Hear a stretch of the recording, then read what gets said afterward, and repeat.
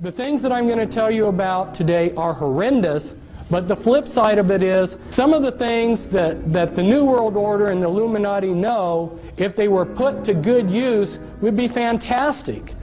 But if you saw what I've seen, it would make you angry that these people are taking what could be used for the elevation of mankind, and they're using it to enslave us. Evil men have already divided up the world into regions, and they've got it all planned. They want to rule the world. Their goal is to reduce the population to 500 million, with a few of them as the elite get to rule the world.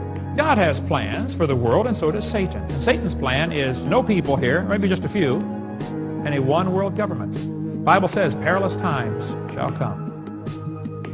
The people will be fierce, despisers of those that are good. Christians are going to be absolutely hated.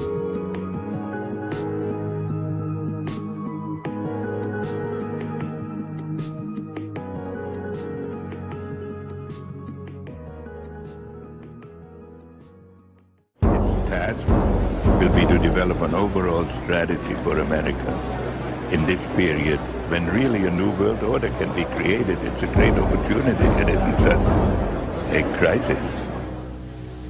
We know the race is not to the swift, nor the battle to the strong.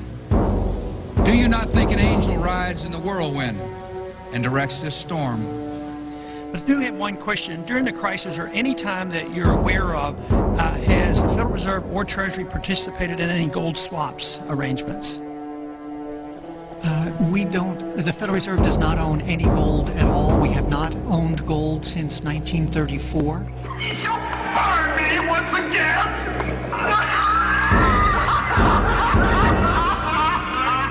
Not with these planes, which hither ye have brought from regions where I reign.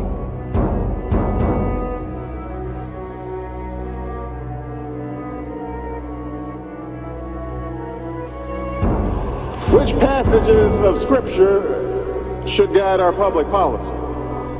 Should we go with Leviticus, which suggests slavery is okay, that eating shellfish is an abomination?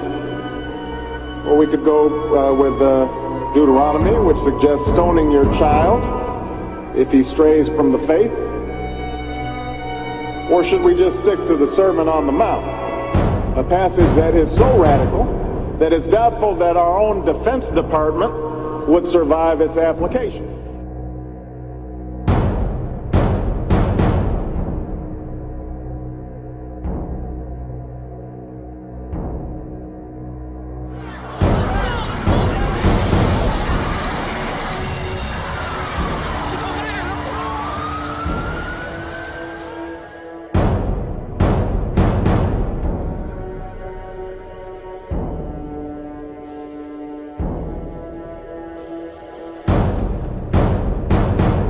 Readings have told me, for what it's worth, that some of us will be able to have ascended abilities.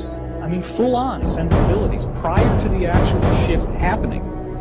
So that would be very cool, because what we're expecting after 2012 is a 100 times more harmonious utopian world where things like time travel, levitation, instant telepathy, instant healing, telekinesis are as common and as everyday as breathing. What is at stake is more than one small country.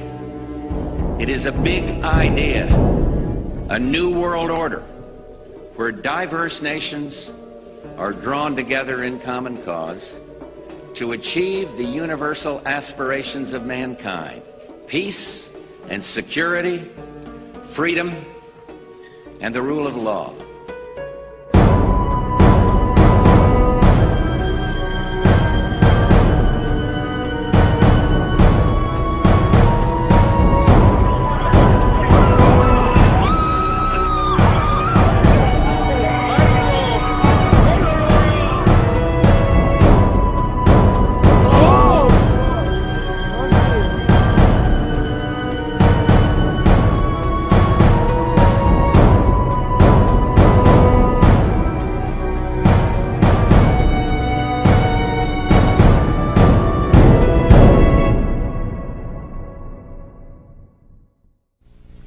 I want to tell you about a few of the things that I have learned during these last 5 years of intensive research. Perhaps the most startling thing that I can share with you is that all of the conspiracy theories that you've ever heard about one world government, about the UN takeover of the world, all of those conspiracies have now been laid to rest. There's nothing conspiratorial about it. It's all published. The UN-funded Commission on Global Governance began meeting in 1992 in earnest and met for 4 years, and last fall released their final report. It is entitled Our Global Neighborhood. If the Bible is simply a book of myths, fairy tales, and stories, then it is disturbingly accurate in describing what we see unfolding in our current world climate. In my personal journey, I've come to the conclusion that the biblical worldview best explains the origin of evil and its many symptoms to mankind. It explains human suffering and the inescapable reality of death and decay that we experience in this world. But most importantly, it reveals why mankind has used deception as its most powerful and reliable instrument to carry out the plan set in motion by an ancient hate.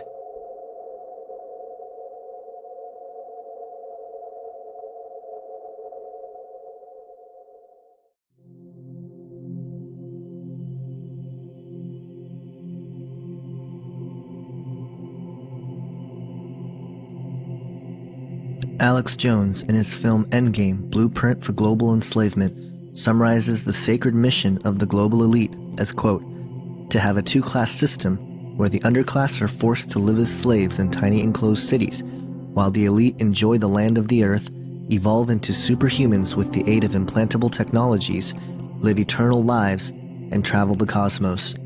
This is the promise given to the inner members of the New World Order and the agenda of the Bilderberger Group, end quote. This sacred mission of the world elite has been the primary motivation for the establishments of several layers upon layers of systems in this world. The following sectors are the major components of infiltration in this plan. They include the political, economic, military, scientific, educational, technological, and social facets, with the spiritual ideologies being the main ingredient guiding this massive deception. Many of these facets overlap and build on each other. Using these various components of human society, the world elite are tirelessly working to allow the formation of a one-world currency, massive depopulation, a one-world religion, and of course, a one-world government. With the speed at which things are changing and evolving, never in human history has this plan been more attainable than today. But as I sorted through the many tentacles of this plan, I found that not only are we, the people of the world, victims, but the people who promote and continue to instigate the New World Order and the promise of a new age are perhaps the most deceived and are the ultimate victims. The idea of what the ultimate goal for the New World Order is something that bothered me a lot in my early and really a lot of my research for what the New World Order was, as I was learning things like, the stuff in the food and the water and all of the stuff that you learn, the genocide and the planned population reduction and the mind control and all the stuff that was going on. What did it all mean? What was it leading up to? The control grid, the cameras and the one world government and the one world economy and all this stuff. What did it mean? Because the thing that got me is what happens if they get it? What happens if they finally control everybody? It's a total lockdown, New World Order, 1984, Brave New World, whatever. It actually is that system. What then? Is it all going to just end and everybody sits back and they drink lemonade and say, hey, we did it, guys?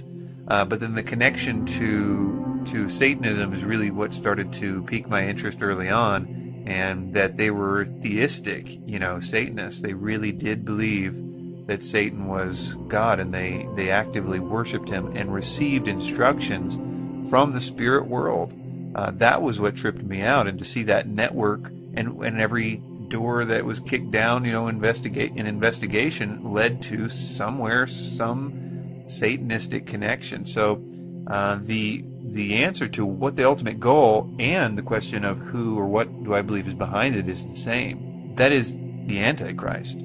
The system is being built around us, the control grid, the economy, everything is being built to force everyone to worship the Antichrist. That is what this is all about. That's what makes everything make sense. It's the one component that makes everything make sense. And so what is behind it is a spiritual agenda, as it says in Ephesians 6:12, but it's also something that experientially that you can see in the research of the New World Order, that they are attending rituals, they are receiving instruction from those rituals, and that instruction is to do the nuts and bolts things, to create the system, to do this, to do the poisoning or whatever, all the different conspiracies that are a part of that have some sort of mechanism or use in this future world government, world religion, world economy, which has one purpose, is to extract the worship of humanity for an ancient cherub. Tom Horn, in his book Apollyon Rising 2012, stated, quote, "Behind the scenes and beyond view of the world's uninitiated members, the alchemy and rituals of the occult masters, Illuminists, Masons, Bonesmans, Bilderbergers, and Bohemians have combined to harmonize so completely within recent U.S. foreign and domestic policies as to clearly point to a terrifying civil conjuncture, a near future horizon upon which a leader of indescribable brutality will appear. Although this false Prince of Peace will seem at first to hold unique answers to life's most challenging questions, ultimately he will make the combined depravities of Antiochus Epiphanes, Hitler, Stalin, and Genghis Khan look like child's play."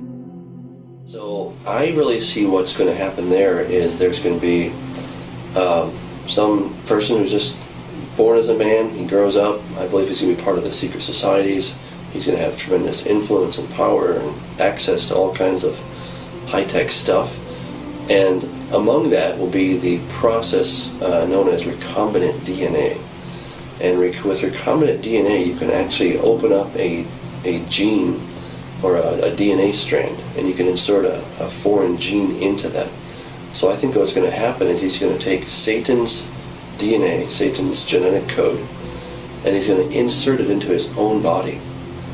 And then he is going to become a chimera. He's going to become the beast by actually going through this transformation. The crazy thing is that we have the technology.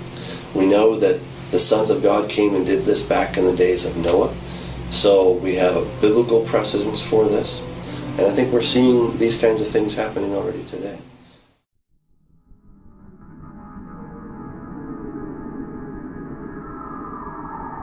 To understand the biblical worldview of the New World Order, we must first look at the fall of mankind as recorded in Genesis 3. This chapter reveals the origin of the plan, who's behind it, and where it's going. No other ancient text reveals so much about the nature of evil and its methods than the Bible, and this is where it all begins. We all know the story. Adam and Eve were created by God in the Garden of Eden. God's creation was good, and mankind was very good. God had one commandment for Adam and Eve to follow. A serpent came and tempted Eve to eat from the tree of knowledge of good and evil. This is where it all begins. Prior to this point, mankind was not susceptible to death, but Satan had other plans. The first lie ever recorded in human history comes from the mouth of Satan himself.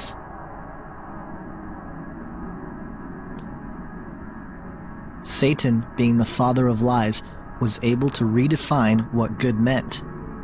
Upholding to the traits of a great deception, Satan's lie contained some truth. But to understand how this lie has permeated throughout history and is being used to create the New World Order, we must break down this passage.